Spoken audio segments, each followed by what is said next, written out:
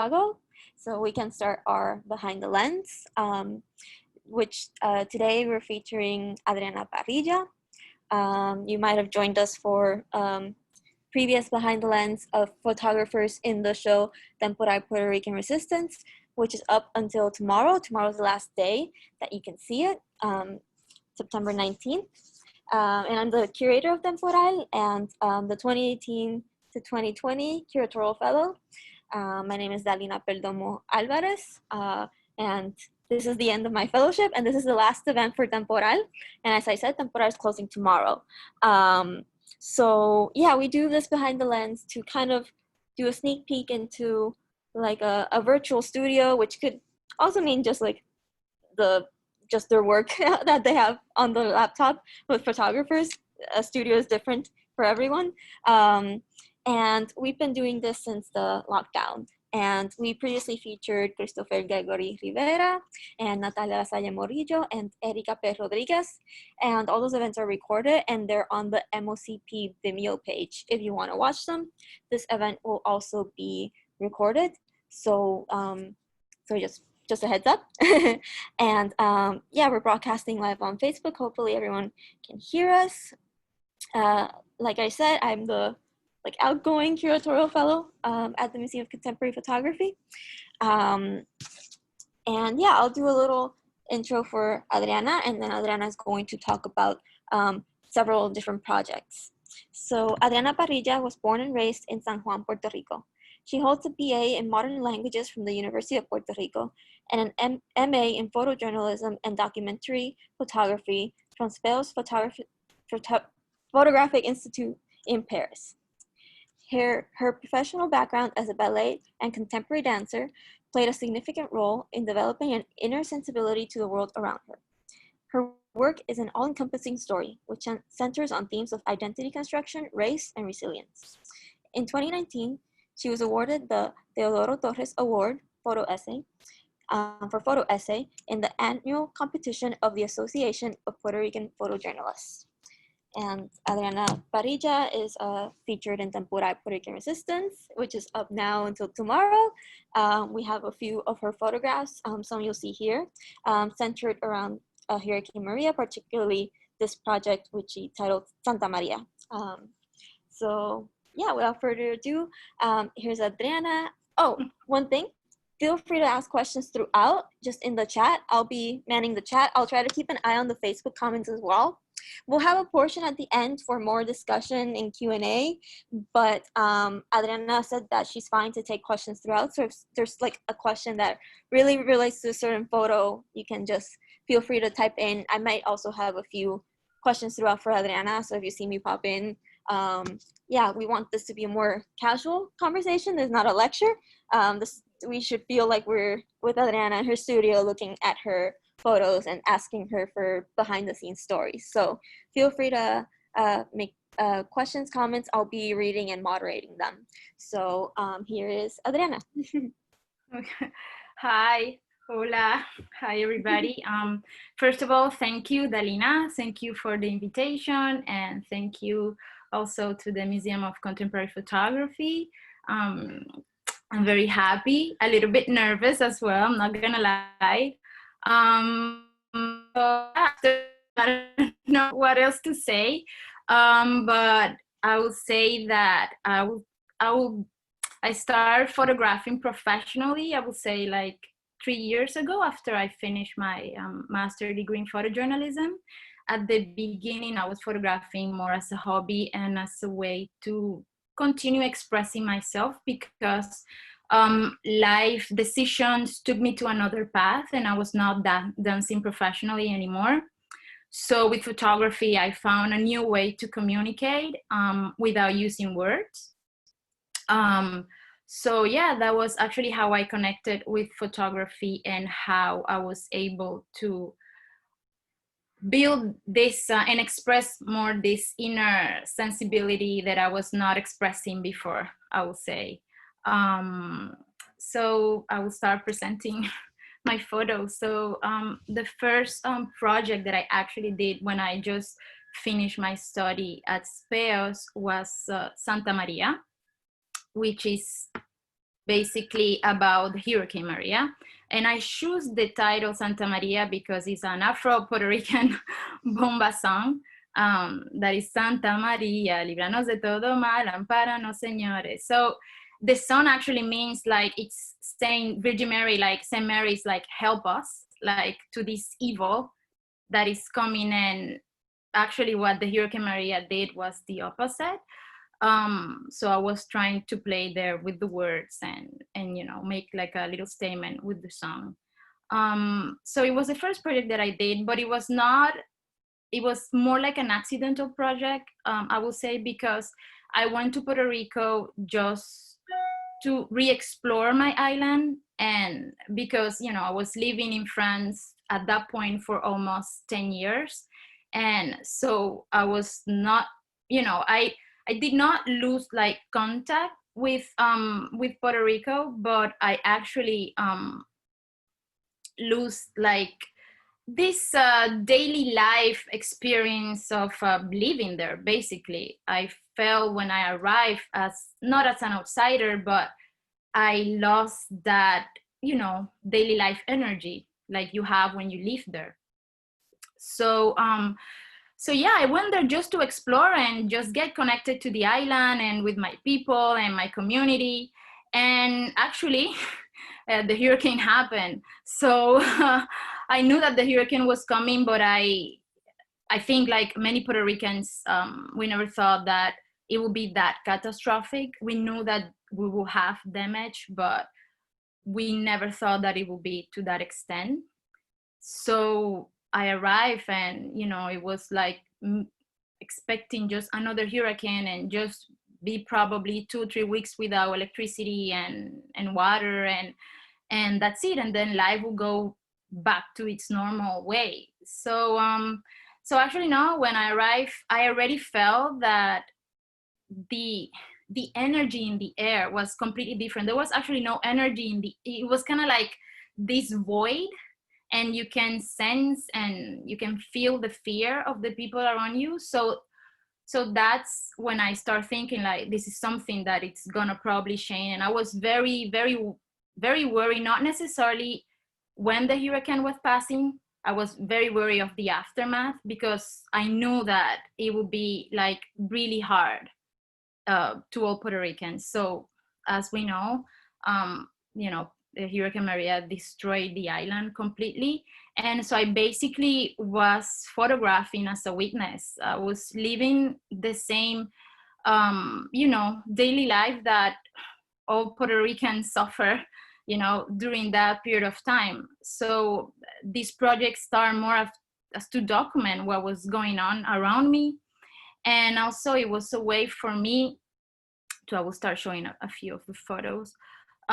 It was a way for me to also, in a way, feel that I was helping somehow, because I feel very, very frustrated, because my situation was not great, but it was not the worst one. And I, you know, it's my personality. I just need to feel that in a way that I'm helping somehow my community. So I felt that I was, you know, my hands were tied, because there was not enough that I could do besides just taking photos and, you know, try to see if somewhere people in, you know, in the future will see this picture, will understand, you know, more our socioeconomical problems and, you know, what Puerto Ricans need to deal after the hurricane.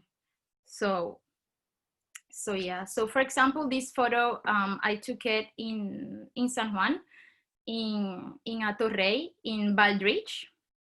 It's a, you know, it's a well-populated area of the metropolitan area of San Juan. And I was just walking to meet my brother where he used to work. And I remember this is in front of a gas station, and, you know, the line of that gas station was extremely, like, people, I mean, in many gas stations in the island, but in that one in particular, people will stay like the entire day doing a line, and people will go without their cars just to fill the, you know, try to have some gasoline.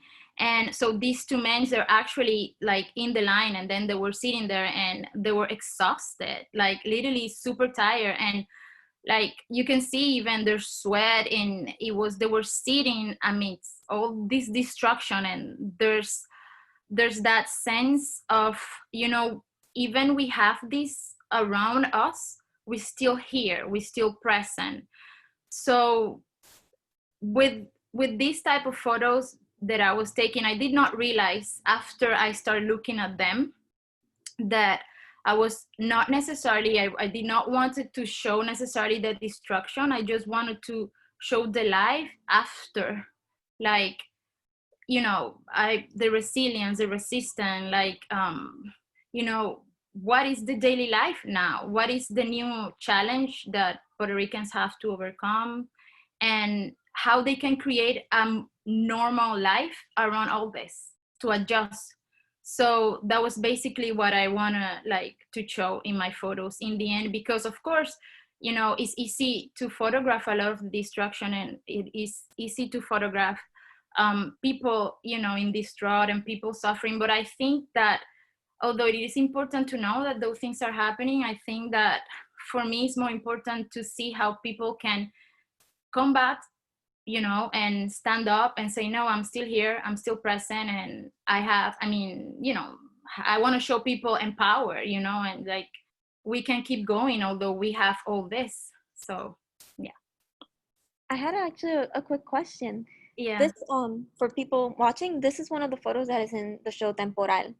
And incidentally, Temporal is also the title of an Afro Caribbean song, like folk song, like Adriana mentioned. And often Temporal and Santa Maria are sung together, saying like Santa Maria, líbranos de todo mal, ampáranos, Señora, del terrible temporal. You know, it's like kind of like, please guard us, Saint Mary, from the storm that's coming.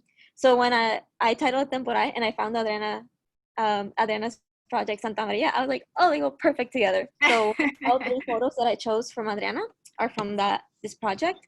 And the question was, I when I explain this photo in tours, I tell them like it does represent, like, that's how I read it too, like the daily life after the hurricane and trying to live this new normal. But I didn't know that this was related to the other, like the gas station photo, or like I didn't know it was related to a gas station line at all. Yeah. I didn't know that.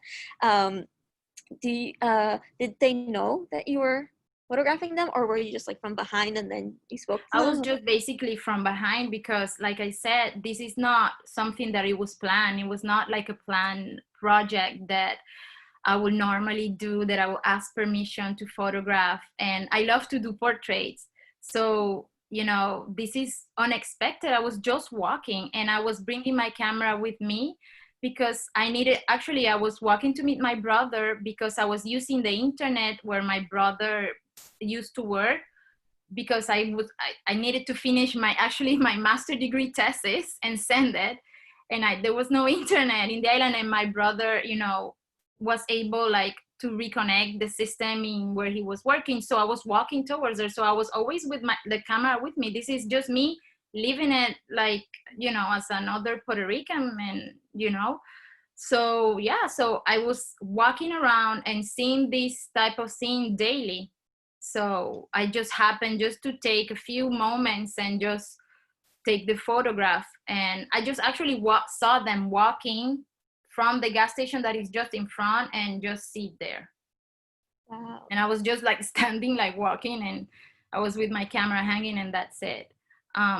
So yeah, it's just when we actually have like the 3rd year anniversary of the Hurricane Maria coming soon. It's the 20th of September. So actually when you receive image like this and you remember not only what I, you know, what I live, but what other people that I know that were in a more worse condition, and that like lost a family member, and I still not believe that this happened, and that the action of the government was so poorly, like government of Puerto Rico and the US. So I'm sorry if I just come a little bit political, but I have to say it is the truth. And we all know that, and we cannot like just close our eyes when we have this type of reality. And this, for example, this is in San Juan. I basically, my first photo for this project, because I was unable to travel around. I mean, and I was just by myself basically. So I was photographing in San Juan a lot. So this is in San Juan, and this is a building near, I think it has the like the consulate of Spain in that building. I don't remember the name of the building, but it's quite famous. It's just literally next to El Caño Martín Peña, near, like, in the entrance of Santurce. So yeah, this building basically exploded. It looks like a few floors looks like a bomb exploded inside. So these are like, some people that work maintenance, that do maintenance in the building, just checking the building out. And so continue. So yeah, so here, this photo is in Barrancas, in the town of Barranquillas, in the neighborhood of Barrancas. I wanted to show, actually, because for me it was really interesting that a lot of people that I was seeing outside were women, and like that were doing the line, and they were like waiting to have water and doing like all the like picking, like, like food, like what I would call like doing the harsh stuff. They were all women, actually. And for me that was very interesting, how how a lot of people would think like, no, the man is the one who's gonna go outside. And no, but Puerto Rican women, we actually are very strong, and how powerful they were, just waiting in line and very patiently. And like with, for example, this woman over here in the front, right, like with this strong demeanor, like, I'm here. So for me that was very interesting. This is in Salinas, in the south. At one point I was able to travel around, either with a family member that I asked, like, let's go here, or I was able to join the Red Cross as a volunteer, because, like I said, I wanted to help somehow. I didn't know how to do it, so I was able to join them. And with them, of course, I had access to go to the mountains and to go to other areas of the island. So this is in Salinas, and this is just, the normal life of a kid. Like, he could go to school because schools were closed. And actually this photo, if I'm not confusing, this photo is actually taken around October, and there was no schools yet open. So this is him like playing, coloring his book. And so I was very interested in these type of things, like these type of normal things, that mundane things that people would like ignore. But for me, those moments were very important, because aside of waiting in line and and not having electricity and not having water, not having even like a roof over your head, like there was just these little moments that people like show like life, that show that life continue, and that we can just push and survive this for our from our own resilience and power, without any help. Because this is many of these people like actually like reconstruct their houses or clean their houses without any help of any government agency or anything. So this is again in Barrancas, and people here, they were in line to receive food and some actually tarps, FEMA tarps as well. Someone has a question actually related to location, and actually this is also a good one to, because it's kind of a like two questions in one. They were asking, how did you choose the places you were shooting after the hurricane? Were they random? And they also asked, was it always during the day that you shot these photos? Well, like I said, it was basically by accident, actually, that I was going around the first photograph that I took. That's why a lot of them were in San Juan. And then when I joined the Red Cross, and when I got a little bit more comfortable as well in moving around, so that I just went where what I knew that I could photograph, what I knew that I knew somebody from the community, and of course with the Red Cross, well, there will be a campaign with a community leader. So it was, at the beginning, I would say it was more random, because yes, I was just in San Juan walking around, and then afterward I was accompanied with somebody that knew the area, and so that was showing me around. Yeah. And what was the other question that I forgot? If you always shot during the day was the other question. Actually, no, I do have photo of night. I mean, this one was, there was no electricity. So, but I shoot at night as well, but I didn't I don't have any of that. I didn't choose any of those photos for the project, but I photograph like the, day and night, because it was just what else I could do, as well. I mean, I have to think of way to entertain myself at the same time. And, my only thing was photographing and praying that I will have enough battery and that I will have a place to charge it after. But yeah, no, I shoot the entire day and night. You said you didn't choose the night ones, and like this one, is it like more evening, or is it like this one was like during the day, like more like the sun was coming down. There was like, there's a little light here if you see. Yeah. And the ones that were like super like in the night, you chose them, was it because like they didn't look that good because there wasn't enough light, or? Yeah, because at one point you have to choose photos, and I tried to choose the ones that connected more with me and with what I wanted to say. It was basically that.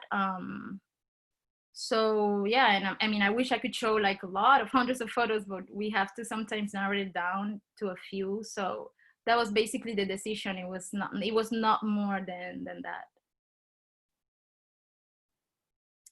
So this is actually like I was saying, like my family, like he's my sister, like my godmother, like yeah. So this is my life. This is what I was living it as well. This photo is actually the day after the hurricane, because we stayed there, my sister, my mother, and I, so in the house of my godmother. So this is the day after the hurricane.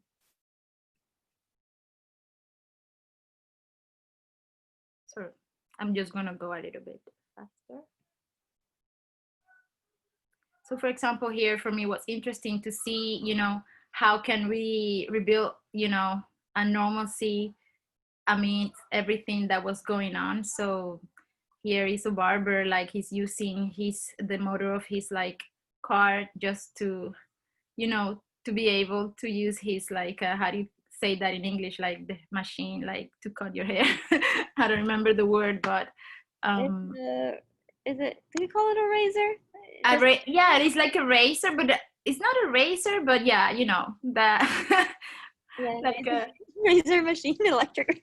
Yes, exactly. So he was like using the power of his car, to be able to cut the hair of his client. And like and actually this is in an abandoned gas station, and this is near Salinas. It's not exactly in Salinas, but it's near Salinas and Ponce, if I'm not confusing like the surroundings. So this photo is in Barrancas, again, in the town of Barranquitas. And this is one of my, I would say, my favorite portraits of this project. Because actually when I took this photo, it was very, very fast, the way that I took the portrait. I did not have any time. I remember her that she came with her niece, I think, to pick up, some tar, because she lost like some part of her roof, the roof of her house. And, I always like the face of this woman like haunt me after I left Puerto Rico, because I did not have her name.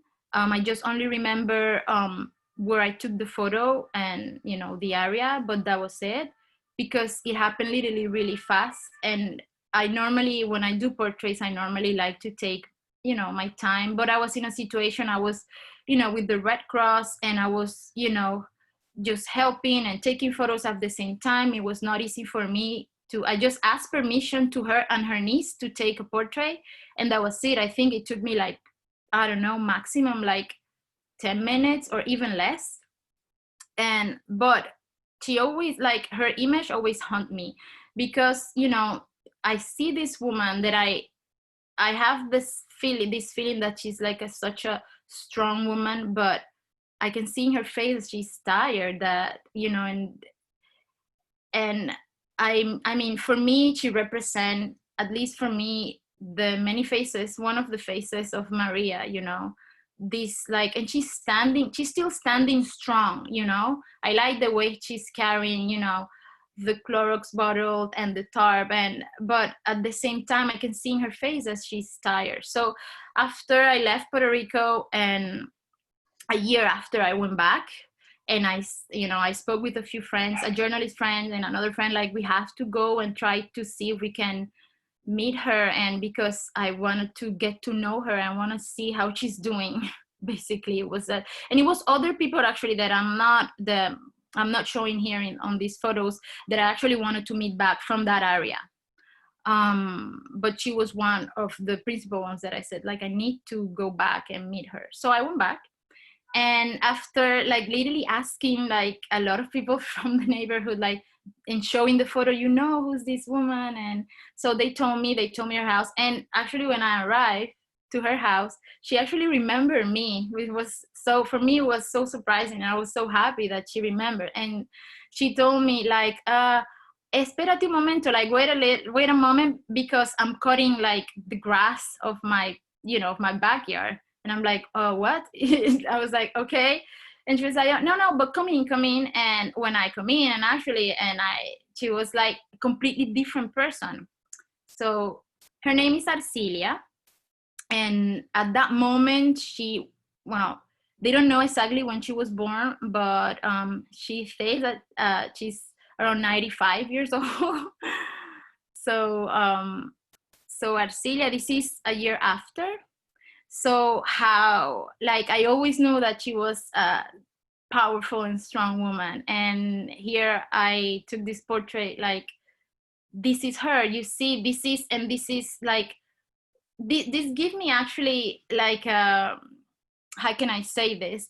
Like, I actually believe even more in what I was trying to show of my Puerto Rican community. Like, I was like, you know, we are, like, super powerful and strong, and we are resilient, and we survive this. And seeing her like that, cutting the grass, you know, of her backyard with a machete, like, nothing, I cannot even do that. You know, like, it's for me, it was a representation of, you know, this is who we are actually, and this is how we should be represented in the media, and not necessarily represented like suffering, and like, no, we are more than that. So for me, this seeing Arcilia and seeing her like this, that represent who we really are. We are like fighters. We are very strong. So I love that she said she was cutting grass and she was actually like macheting the entire thing. Yeah, no. Yeah, and this is very reminiscent of like the typical Hibaro figure, Yes. but then, you know, it's not usually a woman that they show like this with the machete. And I love the basketball on the floor. Yeah. Yeah. Somebody else have a question before I pass to? So far, no, but everyone feel free to ask questions throughout, and I'll keep an eye on the Q&A and the chat. And the Facebook is, yeah, feel free to just comment or ask questions, and I'll read it to her. But yeah. Okay. So the next project that I want to show you guys, it's called Victor. This is the second, like, I would say this is the first project that I like did actually, you know, wanting exactly what I wanted, and, you know, not by accident like Maria. This is a project that I really took my time to think about it, to research it. It's an ongoing project.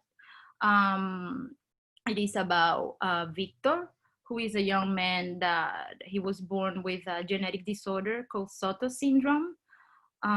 It's a genetic disorder that actually affects like 1 in 10,000 people in the world. So it's very, very rare, and it's not inherited by any of the parents. So it's you know, it's kind of like a roulette, you know. So basically what I wanted to show with this project, it was, I will repeat myself with this word, but these are the topics that I work on, is like how he construct his identity amidst everything that is going on in his life. Amidst everything that, you know, that people from the outside world that not know him will say that they're like difficulties, but for him they aren't. So for me it was very important to show him not necessarily as a disabled person, but more as, you know, as him, like me, like you know. So yeah, so go. So I spent a lot of the time when I was photographing him. I started this project in 2018, and I spent a lot of time with him in his house. People that suffer from this syndrome, they are normally severely blind. They suffer from gigantism, severe scoliosis, cancer. And also mental disabilities. So for example, in his case, he's considered to have the mentality of a 10-year-old boy, and he's 30 now. So he spent a lot of his time inside his house with his mother Wanda and his father Chacho. And he loved to dance. He's a millennial, so he loved to, it's funny because he learned how to use like Facebook and YouTube. So he always played this, like he loved like a merengue and songs, and he always plays like Olga Tañón song like every time, like one specific song. So let's see here. So this is Wanda, his mother, and Wanda, she's a fighter. She's a thyroid cancer survivor. She's actually the one who's, you know, the head of the family. She needs to take care of not only Victor, her own mother, that after Hurricane Maria was tied to a bed, and now she has to take care of her husband, Victor's father. He was diagnosed with a brain tumor that basically damaged his sight, so he's now blind. So she's the one who, you know, takes care of everybody and herself as well.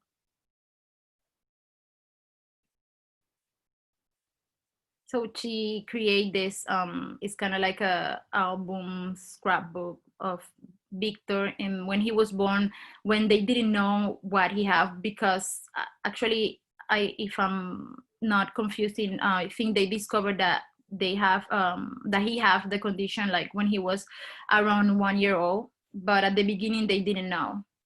They just noticed like that the form of his head was different, because in Puerto Rico there was not any known cases.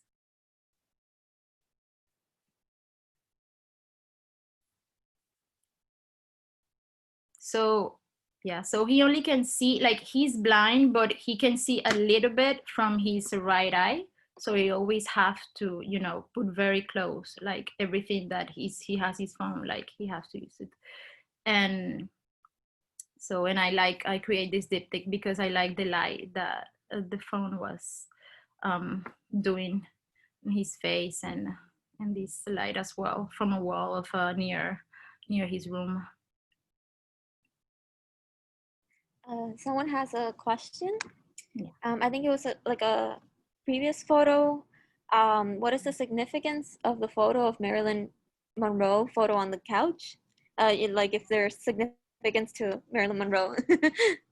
Yeah, this one. Oh, yeah. The simple significance is that she is a fan of Marilyn Monroe, and around the house there's a lot of things of Marilyn Monroe, like the decoration of the living room. it's a lot of little things of Marilyn Monroe. Yeah, so, and I thought that it was interesting having Marilyn Monroe face and her face next to each other, and you know. Yeah, it's like a little part of herself, like her. Exactly, Her. exactly.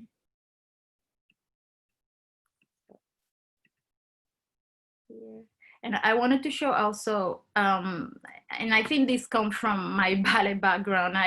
I'm always looking at legs and hands and the way people position their hands, and I noticed that he was, you know, putting this photo was taken in his mom's car, and so I noticed that he put his hand like in that balletic position, and you know, for me it was very interesting.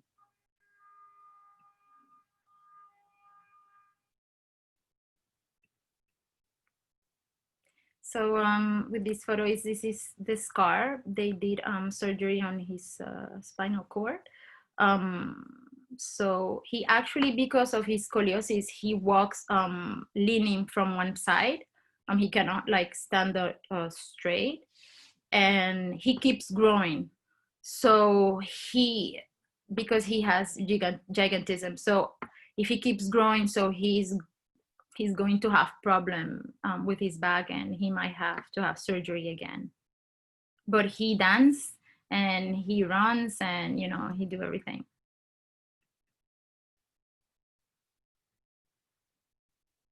This is his bedroom that he outgrew, so now he doesn't sleep there anymore.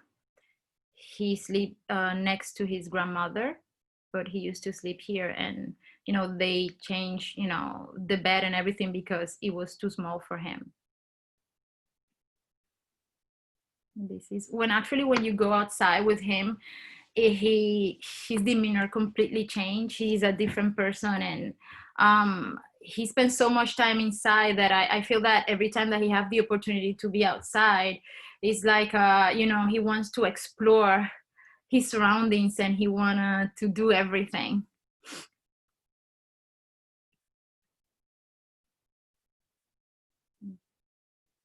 So this is his dog. That is also his dog is blind, and that day the dog like escaped the house like without notice because he cannot see the dog as well. So this is when a neighbor like brought the dog back, and you know, so I thought that it was really interesting, the lighting of the neighbor's car on to Victor, and the shape of the ground have the same shape of his back. So I wanted to pose or put together those two images. So this is Victor with his father Chacho. So he's now blind. So it's actually Victor who is helping him to adapt to that new reality that he have.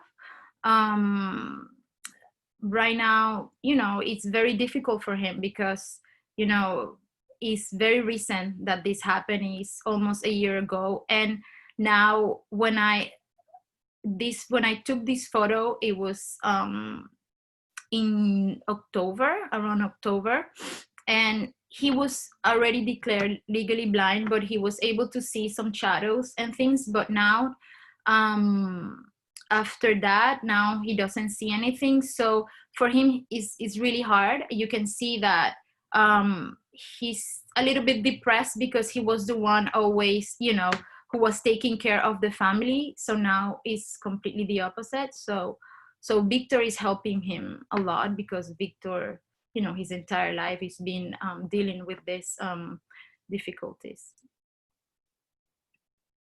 So yes, actually, I like this project because I like the intimacy and, you know, the way how you can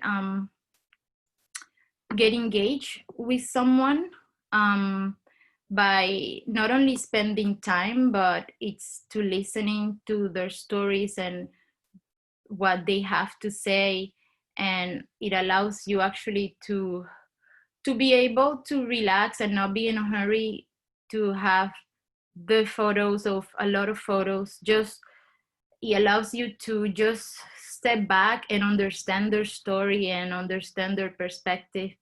Because even though that I knew them before, because they're like far family, not necessarily, they're not blood family, but they're like far cousins from my mom. I knew them, but at the same time, I did not know their story. So I was an outsider as well, you know. So I was very privileged that they allow me to, to learn about them and to learn what, all the experience that they have.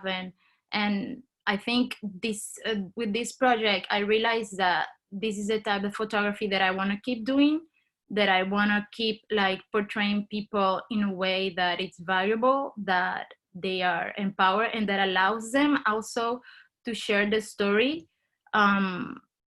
Like I would say more that they can use me as a tool to express themselves. So more in a collaborative way rather than just taking the photos and leaving. So yeah. Is there any question? Not right now, but we're like, we have like, it's 12:40, so we have almost 20 more minutes. So Okay, perfect. we can stop like at 12:50, like 10 minutes before, to leave more time for questions, or if you want to stop a little earlier, that's fine as well, but we can leave at least 10 minutes. So okay, great. So I'll keep going. So yeah, so this is another project that I start in 2018 as well. Is, I will say, my long-term project. I don't know when I will be able to finish. And it's called No Me Llames Trigueña, Soy Negra. Don't call me Trigueña, I'm Black. Trigueña is an euphemistic word used in Puerto Rico to describe someone that is Black, mixed race, because, the word Black have a negative connotation. So I would say that this is the first project that is very personal, at least the first part of this project, because it's very new. It's still like in diapers, I would say.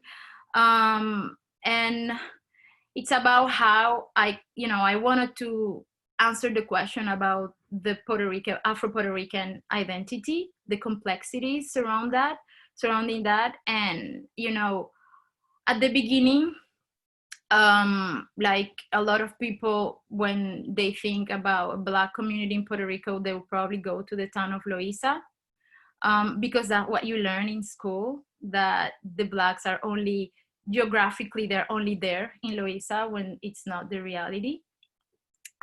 There's Black people in the entire island, but they're not necessarily recognized as Black, or they don't even recognize themselves as Blacks. And so I started like that. I have always, since I moved to France, actually 11 years ago, I start questioning myself, actually, of my identity, because, I'm an immigrant here, and I get asked these questions, and I get confronted with my own identity, and people will say that, but you're not Black, or what do you say, you're not African American, like you're American, your passport said that, like, but you cannot say that you're Black, or all these things. And and for me, it was very hard, because I was still like building my own identity. So I started this project thinking, okay, I'm gonna start photographing the Black community in Puerto Rico, but then I realized, like, wait a minute, I'm part of that community. I'm Black as well, and I have to try to understand how I construct my own identity, what was surrounding me, actually. What were the aspects of my life that actually helped me build and understand this, my racial identity. So yeah, so Trigueña, I choose this title because it was like basically that's the word that everybody would call me, la Trigueña, or here and that. And it was in a way to like make me feel better. And when people would say, oh, but you're Black, it was intended to make me feel bad. And I did that when I was growing up. I felt bad when people would call me Black. And if they would not call me Black, they were actually when I got confronted of who, because I was growing up and for me, my mom, she always, she was very proud of her race, and she was always like teaching us like be proud of who you are.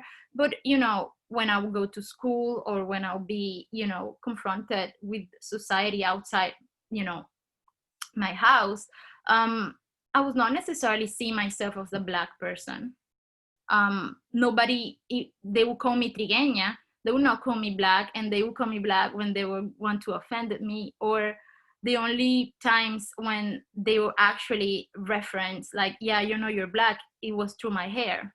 Those were the time when I was starting to realize, okay, I have to be Black because my hair is different, and they will constantly use different words, to call my hair. So those were the times that I was, okay, so I'm different, I'm Black, but I would not necessarily feel proud of it, So yeah, for this project, I did a lot of still in diapers, I would say, but I'm using a little bit of archive photo of myself in moments that I felt that, that I was kind of like in the beginning of understanding of who I was, of what was like being Black. For example, this photo is in my kindergarten graduation, and at that time, and this I remember, I was a fan of this singer called Jose Nogueras. I don't know if you remember that singer. Okay, so he's a white male singer that actually sings, Afro Caribbean songs. So I was really like a huge fan of him, and I love his music. But for me, I did not know the image that was singing. For me, he was the one who represent that music, So and I choose also this photo that you cannot see my face, you see the shape of my hair, because it's in a way like not knowing who I was yet. So that for me represent that blurriness, represent that. So again, this is a diptych, because for me, our African roots are very related to our religion, and syncretism, it's very ingrained in our religion. And we can pray to the Virgin Mary or go to church on Sunday, but we are gonna put candles to our saints, so Batala, and to our orillas. So and Santeria is very ingrained also in in our religious background, and a lot of people do not understand that. A lot of people actually do those type of practice without knowing the history behind.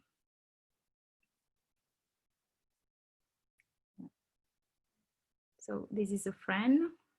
This is in the old San Juan, near El Morro.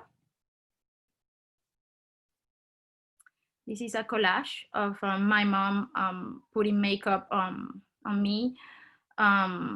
Max Factor, it's called Max Factor Pancake makeup. Is used in theater and in dance as well.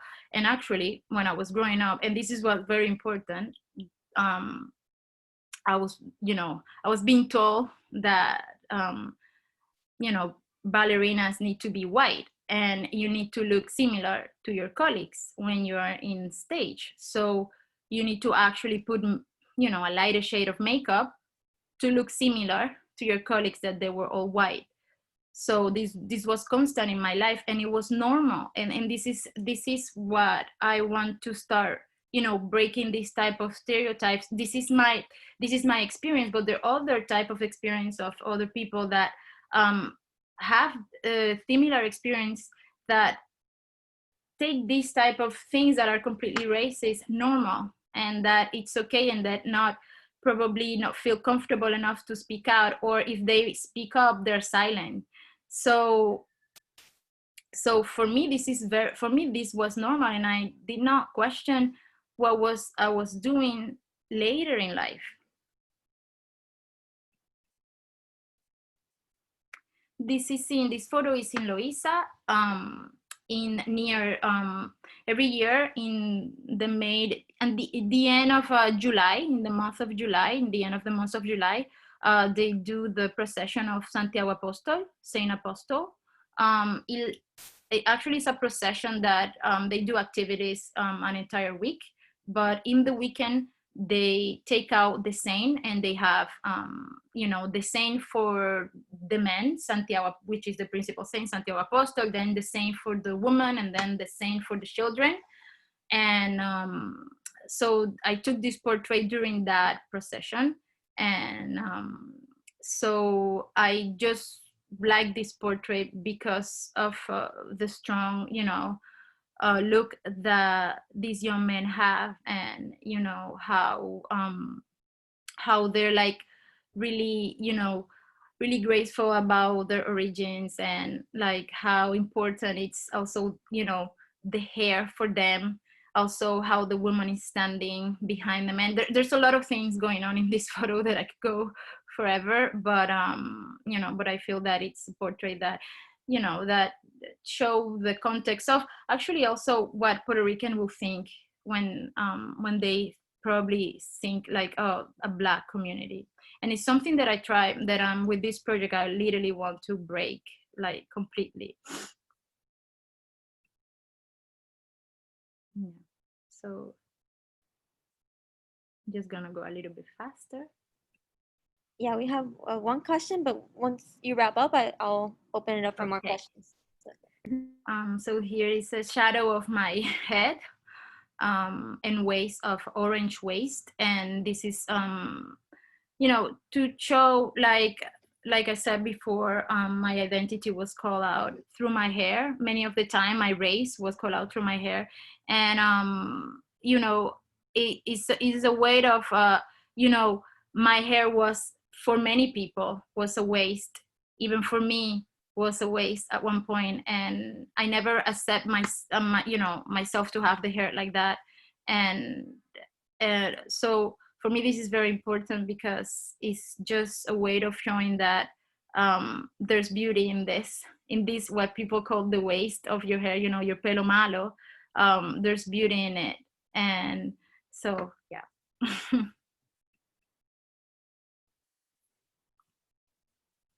So this is a horse. Also in the history, Marunash, it's very important when, for the freedom during the slavery time in Puerto Rico. So, Marunash, when you look up the term, it's like it's a maroon horse that go like, to the woods and everything. So for me, it was really interesting to bring that same image and compare it with the strongness of, ancestor, a slave ancestor. And this is in Vieques, and it's again showing religion and religious practice and symbolism. In Santeria, white, it's really important, really representative. So I wanted to show that with this photo. And this is in La Perla. And I love this photo. They remind me of myself when I was younger. And it's just, for me, it represents the beauty of our skin and how shiny our skin look when the sun hits our skin. Sorry to repeat myself. Yeah, and again, it's a way of, I want them not to look to the camera, because I think we can even look more without them looking at the camera, and we can understand more of who they are. And I think any other person that share similar experience as me, like, who can connect with this photo and and feel the same way. So I think this is the last one. Yeah. So we have a question in the Q&A. How long did you spend working on your projects? And I think you had mentioned that Victor, you started in 2018, and this one, Yeah. this series you said was ongoing. Yeah, like for example, the only project that I finished is Santa Maria, because that project, like I said, it was not an actually like project. I was just documenting what was going on. So that project I finished it in 2018. That I took more photos a year after, but I finished it that year, and then I started the project of Victor and this one as well. And I don't know when I'm going to finish them, really, and that's the beauty of it. I think I like to believe, I like to think that I don't have that pressure to finish a project, and that I have that freedom to continue exploring. And probably the photos that you see here might change in the future, but at least the seed is planted, and the idea, and especially when we are talking about topics that are really, really important, like, race and identity, and especially in Puerto Rico, where, Blacks are systematically invisibilized and erased. And it's not something that we talk about, it's something that it's not talked about in Puerto Rico, it's taboo. So for me, it's very important. And if this allows people to have my projects, even if they're not finished, if this allows people to have a conversation and to deepen and to ask themselves questions, for me, I think I'm doing my job. I don't, like I said before, I don't want to be a photographer that takes out something from a community. I just want to be, as much as I can, part of that community, and feel that they can use me actually to tell their story and do whatever they want,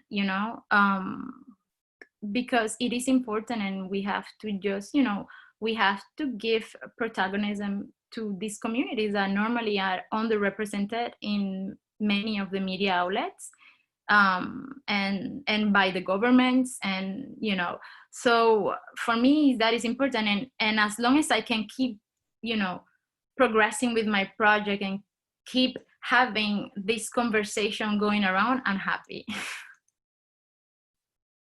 Yeah. And so from Facebook, someone commented, beautiful story, I think in relation to the Victor story. And someone had a question. Will you comment on your process for putting a project together and editing? So how do you pick which photos to include and which to leave out? And wonderful work, thank you, they say. Thank you for those kind words. That's really difficult, especially when your project is ongoing. I think that you have an idea, and that idea can change through while you're photographing. And that's why it's really important that you connect with your community of photographers and friends as well, because if you're immersed in a project, at one point you're not even know what you're been doing, and you're not going to be able to actually see a wider a picture. But that's why I ask my friends, I ask people that some that are not related to the world of photography to help me if I feel that I'm that I cannot edit, that there's something that that is something that I'm not seeing. I just always gonna ask for opinions. And I like that to be able to just have other people's opinion and feel that it's a collaborative process rather than an individual process. And yeah, so for me it's hard sometimes, but when I feel that I hit the wall, that I don't know what I'm going to do, I ask help.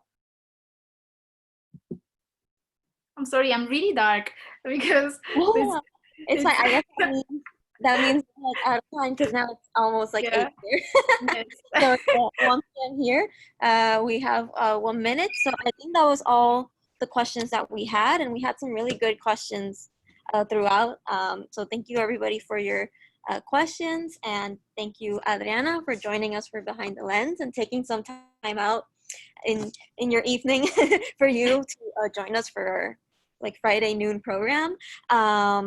And yeah, just thank you. This was the last temporal related event. Remember, you have until tomorrow to, if you're in Chicago, to see some of the photos you saw here by Adriana in person, in the context of the rest of the exhibition Temporal. And let me see, do we have one more? Oh, someone commented, Okay. proud sister. I think maybe your sister. Maybe. Commented proud sister. Gracias, Luisa. So, this will be recorded, and I think it will stay on the Facebook if people want to watch it after, and feel free to share the Facebook. It will be on our Vimeo page as a resource for the future. So, you know, Temporal lives on, and all these people live on, and actually Adriana's work, 2 of her prints will be in the collection, the permanent collection, including Arcelia. So that's also really exciting that Pretty cool. the show I'm so happy. is going to still be present at the museum in a way. So yeah, like, remember tomorrow, the last day you can see Temporal, and then the museum will be closed for installation, and then we will open for a new exhibition, What Democracy Looks Like. So yeah, thank you, Adriana. Someone says congratulations. Someone says thank you. Thank you. Thank you to everybody. Thank you to the museum. Thank you, Dalina, so much. Thank you, everybody that asked questions and everything, and that were patient enough to watch me. And, you know, thank you. It's been a wonderful experience, a beautiful learning experience as well. So I'll be forever thankful to you, Dalina, for this. Oh, I learned a lot about your work as well, that I've been looking at it for a while, but I learned so much out of this. I'm really excited to know more of the background, even of the photos in the exhibition. Like, I'll be giving more tours today, so I'll have new information. That's great. Well, thank you so much. Thank you. Thank you, everybody, for watching Behind the Lens at the Museum of Contemporary Photography. Thank you. Bye, Adriana. Bye. Thank you. Adios.